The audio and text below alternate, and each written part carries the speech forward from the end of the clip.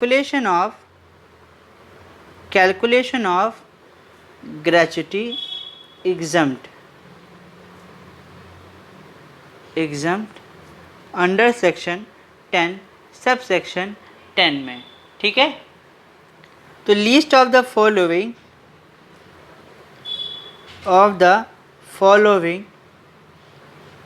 exempt, list of the following is exempt। ठीक है, क्या क्या था यहाँ पे? एक्चुअल अमाउंट जो था हमारा, मैक्सिमम लिमिट जो था हमारा,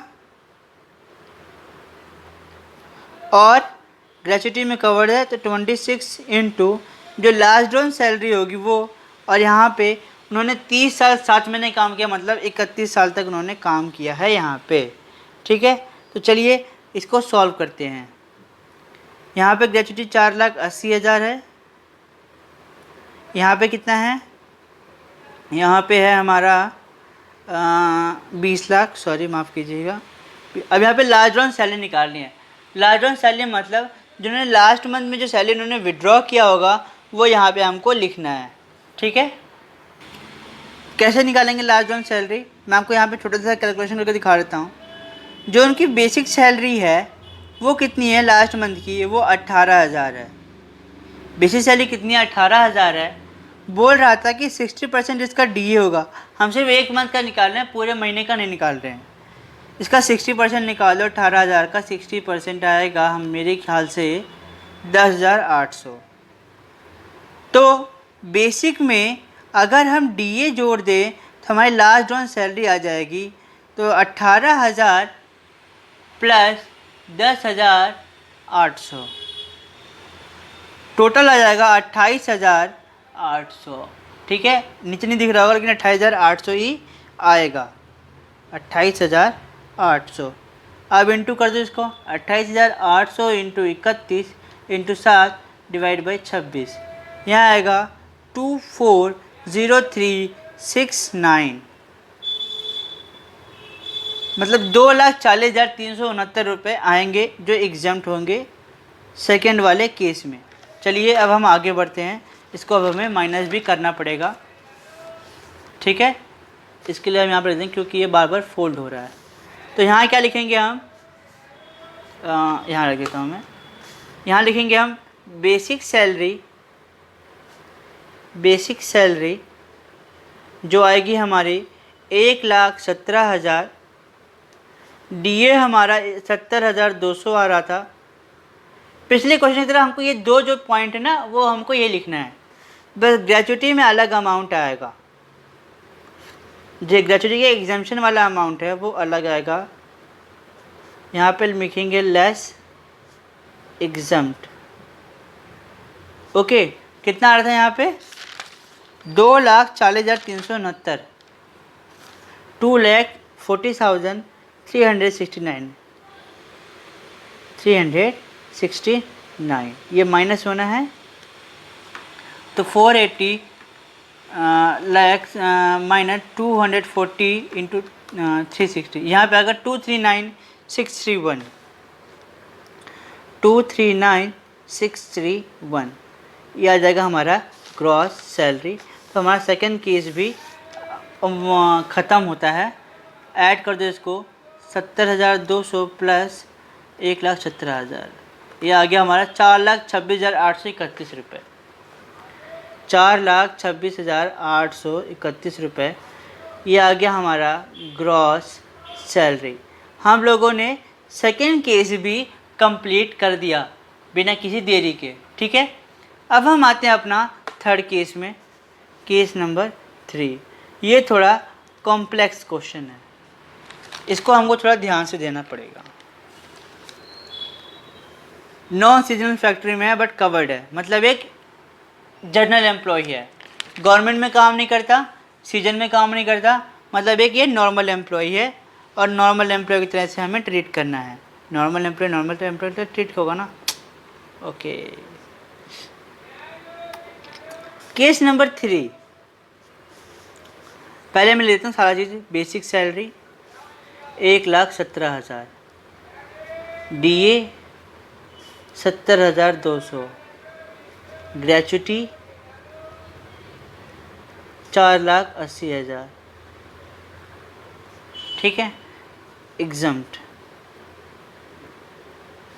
यहाँ पे माइनस का निशान, ये यहाँ जाएगा हमारा ग्रॉस सैलरी,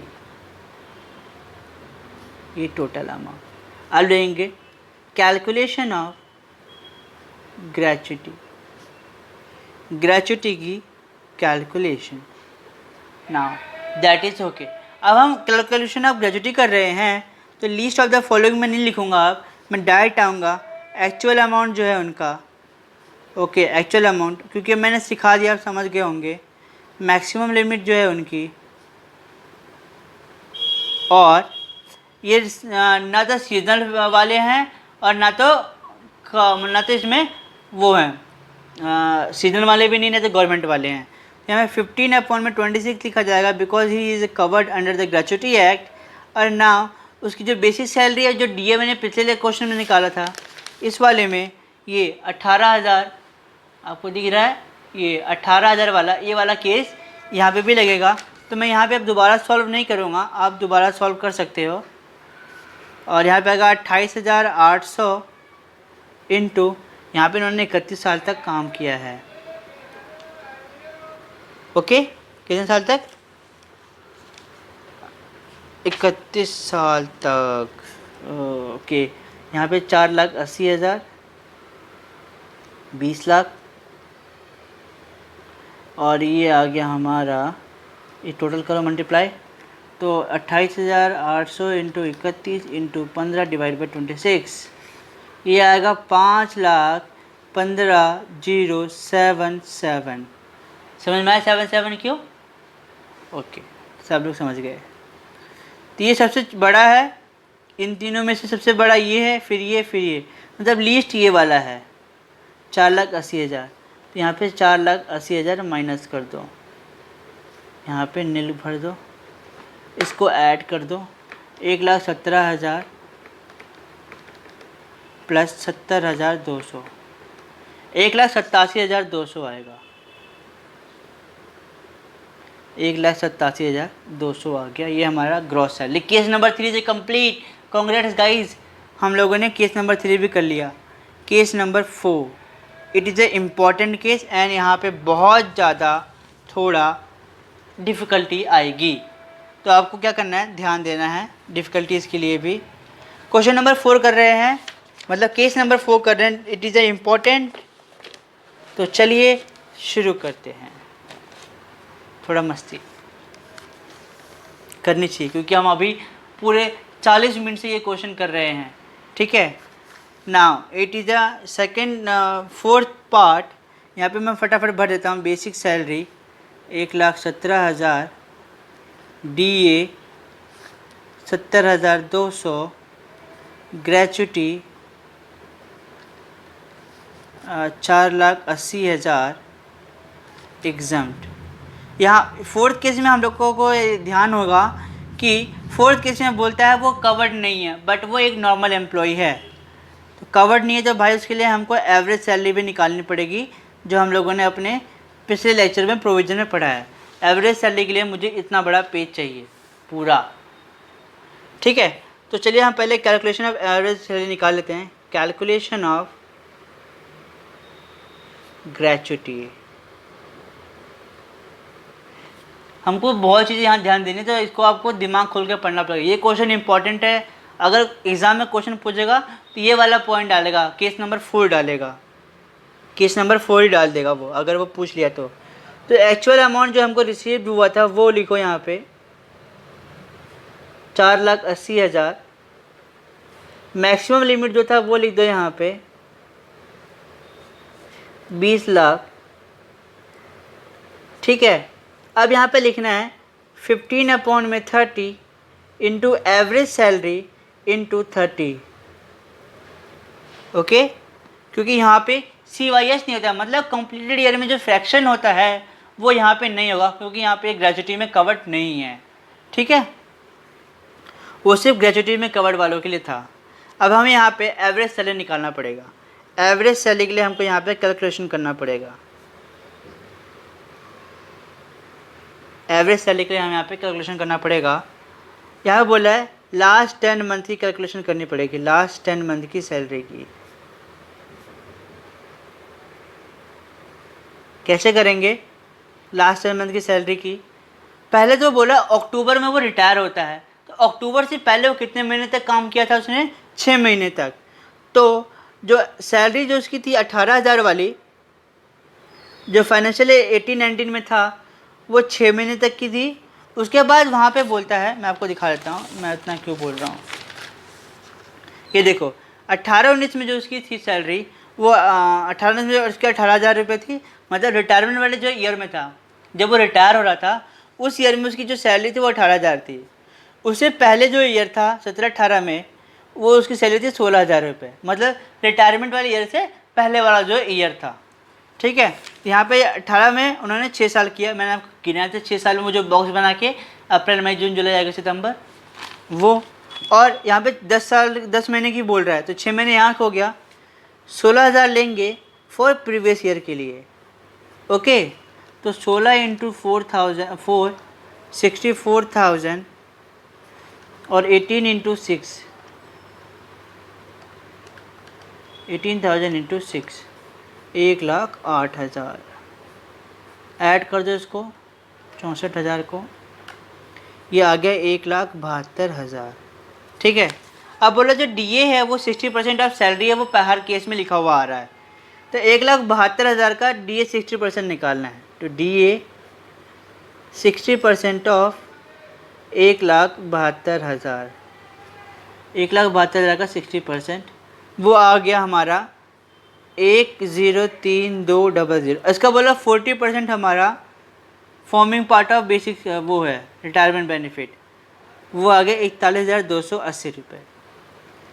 टोटल जो एवरेज सैलरी होगा, टोटल जो एवरेज सैलरी आएगा वो कैसे निकालेंगे? 1,72,000 प्लस 41,280 आ गया हमारा यहाँ पे 2,13,280। ठीक है, ये हमारा टोटल एवरेज सैलरी आया। अब हमें एवरेज सैलरी निकालना है, तो 2,13,280 डिवाइडेड बाई 10। ठीक है, अब हम आएंगे पर मंथ निकालने पे। ये पूरे 10 महीने की है, अब हमका 1 महीने का निकालना है। 1 महीने निकालना कितना का? 21328। ये आ गया हमारा एवरेज सैलरी। क्या आ गई हमारी ये average salary. Now it is okay, are you understand? Okay, 21,328 ये आ गया। कैलकुलेट कर दो यहाँ पे, 21,328 इंटू 30 इंटू 15 डिवाइडेड बाई 30, ये आएगा 3,19,920। कितना आएगा? 3,19,920, 3,19,920 रुपीज़ आ गया। और सबसे छोटा यही है, सबसे लीस्ट वाला अमाउंट यही है, तब यही हम माइनस करेंगे। ओके, हम यही माइनस करेंगे ना। हम अपने पॉइंट पे आते हैं, यहाँ पे 3,19,000 आया था, यहाँ पे लिखो 3,19,920 माइनस करो 4,80,000 में से, ये आएगा हमारा 1,60,080 रुपये। कितना आएगा? 1,60,080। ओके, 1,60,080, इसको ऐड कर देंगे 1,60,080 प्लस 70,200, 1,17,000, 347,280। ये आ गया हमारा total amount of gross salary. Now हम लोगों ने 50 मिनट में 3 क्वेश्चन किया ग्रेजुएटी का। मुझे पता ज़्यादा टाइम लग गया, बट टाइम लगने से अच्छा ये है कि आपको पूरा क्वेश्चन समझ में आ गया है। पूरा क्वेश्चन समझ में आ गया है, क्वेश्चन को कैसे करते हैं, कैसे सॉल्व करते हैं, ये मैंने आपको धीरे धीरे समझा दिया है। मुझे लगता है टाइम ज़्यादा हो गया है, अब मुझे चलना चाहिए। अगर आप चाहते हो कि ऐसे चैप्टर को और मैं पढ़ाऊँ, अच्छे से डीप में करके पढ़ाऊँ, तो आप मेरी वीडियो को लाइक कीजिए, चैनल को सब्सक्राइब कीजिए और अपने दोस्तों के साथ शेयर कीजिए।